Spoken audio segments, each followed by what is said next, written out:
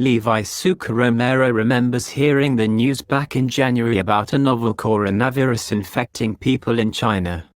"I honestly didn't believe it would make it this far," he said.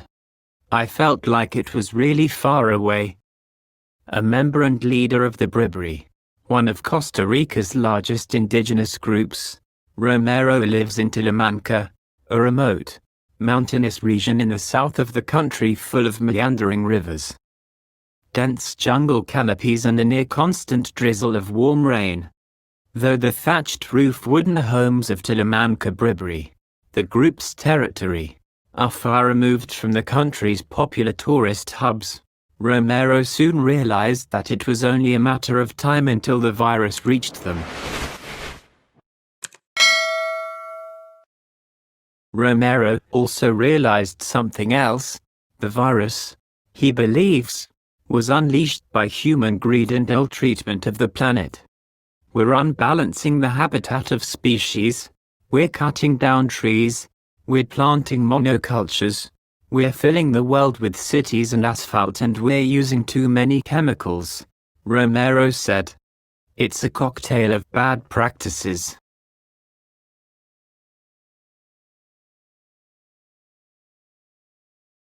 Like SARS and MERS, two other recent, deadly coronaviruses, COVID-19 is a zoonotic disease that came from an animal.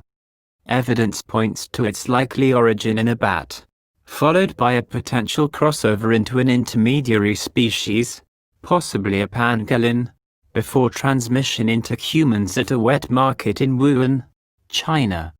While COVID-19's exact origins have yet to be pinpointed, overwhelming research shows that deforestation and commercial wildlife trade heighten the risk of zoonotic diseases that can potentially cause pandemics. And according to Romero, both are human activities that entail the destruction of nature. Romero coordinates the Mesoamerican Alliance of People and Forests, one of the most important land rights platforms for indigenous communities in Central America and Mexico, which represents more than 50,000 people who live in the most densely forested lands in the region. He knows for a fact that there is another, more sustainable and respectful way to live in relation to the earth, because the Bribri and many other indigenous groups around the world practice it. For years, Romero and other indigenous leaders have been urging the rest of the world to adopt a more indigenous-inspired way of coexisting with nature, including leaving habitats intact, harvesting plants and animals at sustainable levels, and acknowledging and respecting the connection between human and planetary health. Now, they are reiterating that message in light of the coronavirus. "We are convinced that this pandemic is the result of a wrong use of natural resources and a wrong way of living together with these resources," Romero said. "I do not believe this will be the last pandemic of this type." A wealth of research supports the link between novel disease emergence and environmental destruction. Many viruses naturally occur in animal species, and deforestation increases the odds of people coming into contact with an animal carrying a virus that is new to humanity, potentially resulting in a spillover event. A 2017 Nature Communications paper revealed that emerging zoonotic disease risk is highest in tropical forests that are experiencing land use changes, including from logging, mining, dam building and road development. As the authors report, such activities carry an intrinsic risk of disease emergence because they disrupt ecological dynamics and increase contact between humans, livestock and wildlife.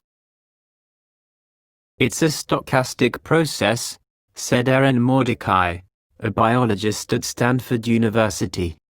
"It's driven by chance encounters between particular people and particular animals, and what pathogens they're carrying at that time." Deforestation can also spread existing diseases. In October, Mordecai and co-author Andrew MacDonald reported in the Proceedings of the National Academy of Sciences that an increase in deforestation in Brazil tends to increase the rate of malaria transmission, with about 6.5 new cases occurring per square kilometer of cut-down forest.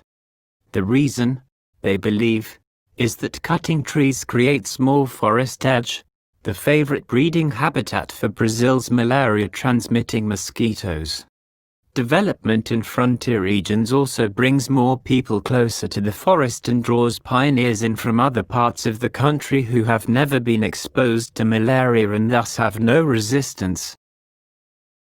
While every disease is different, the general pattern, Mordecai told me, is that deforestation disrupts ecosystems and creates edge habitats hovering between domesticated and wild, in which the human and natural world overlap. Deforestation tends to lead to those opportunities in which species that don't normally come into contact are coming into contact, she said. That creates opportunities for pathogens to spill over.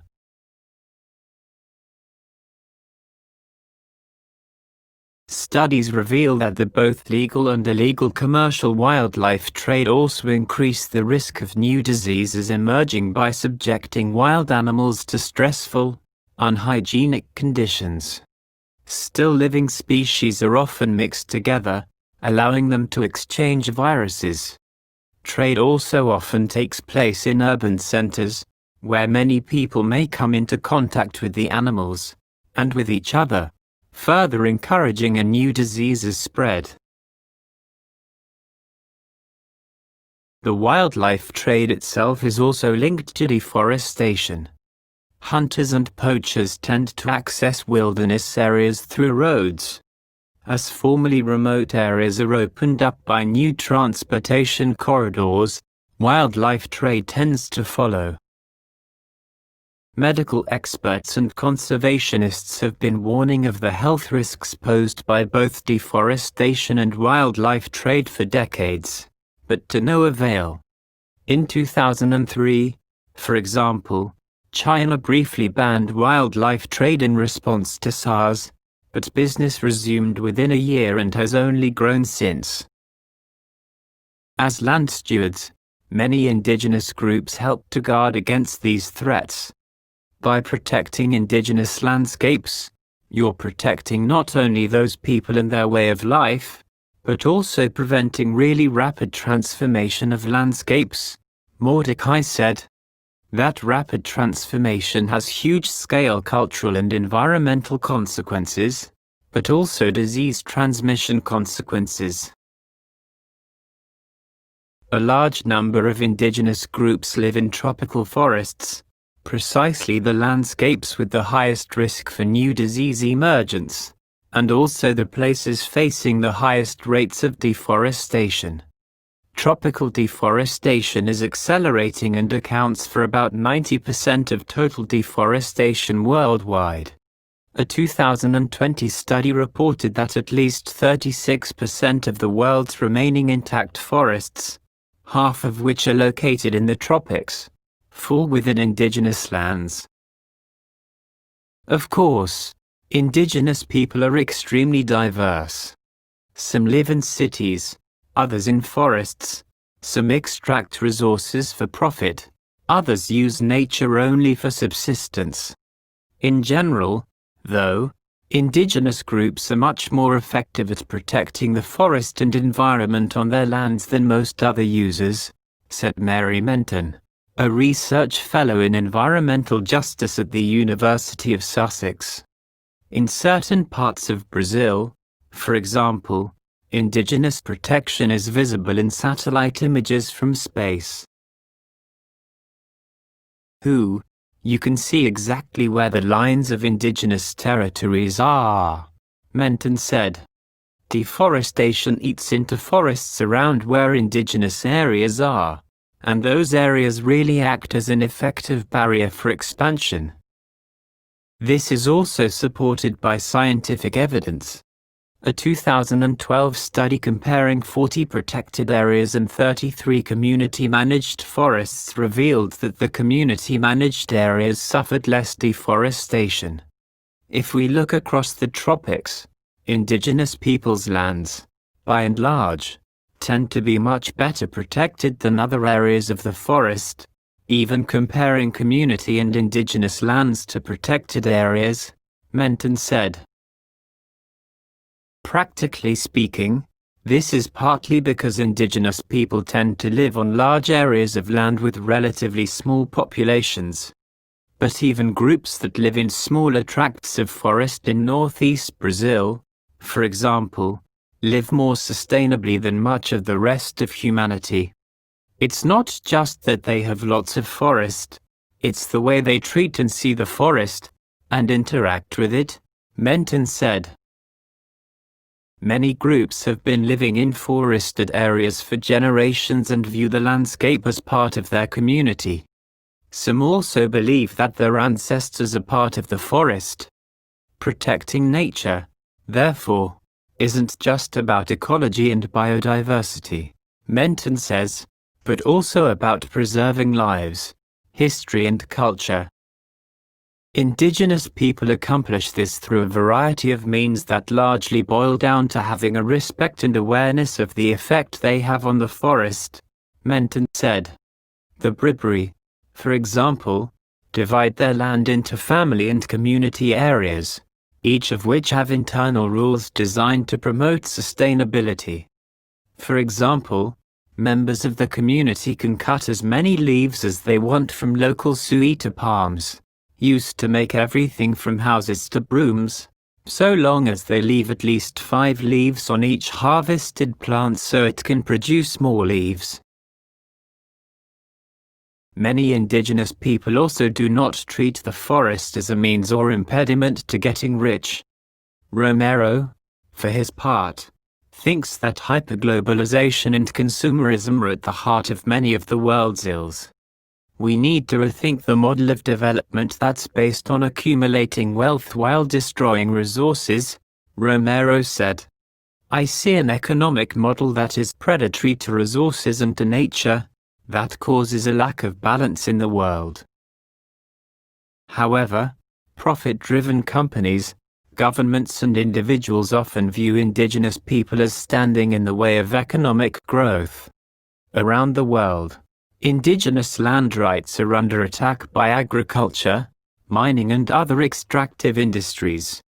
Between 2002 and 2017, Menton found that more than 1,500 environmental defenders were murdered in 50 countries, and that indigenous peoples died in higher numbers than any other group on the list. In 2015 and 2016, for example, indigenous people represented 40% of all murdered environmental defenders. A report published in April 2020 by the Pastoral Land Commission, a non-profit organization in Brazil, likewise revealed that 1/3 of all families who faced land conflicts in rural Brazil in 2019 were indigenous. Menton adds that indigenous people face additional threats because of racism and perceptions that they're second-class citizens. Often, this is a problem promoted from the top down. Brazil's president, Jair Bolsonaro, recently said, for example, that Indians are evolving to become increasingly human, like us. Indigenous people, in other words, are facing threats both in terms of actual physical conflicts over land, but also cultural threats and attacks over their right to exist, Menton said. Attacks on indigenous rights are not just attacks on individual cultures, Romero says, but on the health of the planet as a whole. When we have rights over our forests and our lands, that means survival for us, for our families, he said. But it also means we have a better probability of avoiding pandemics. The Bribri, like much of the world, are now on lockdown. The rhythm of our lives has been cut short, he said. Visits with elders are no longer permitted. Sales of produce to the national market have dropped by around 90%, and the group's cultural and ecological tourism efforts, including guided trips to mountains and rivers, traditional food tours and homestays on family ranches, have stopped as well. I could go on and on. There's a lot of impacts, Romero said. Once the world does emerge from COVID-19, Romero hopes that there will be a silver lining to all of the suffering, loss and hardship that it has caused. He hopes that people will be more receptive to the knowledge that he and other indigenous leaders have to offer, and that humanity will begin to re-evaluate its relationship with nature. I think we have a long way to go, but after the coronavirus, I have faith that this will open up some space with governments, Romero said. After this pandemic, governments should listen more.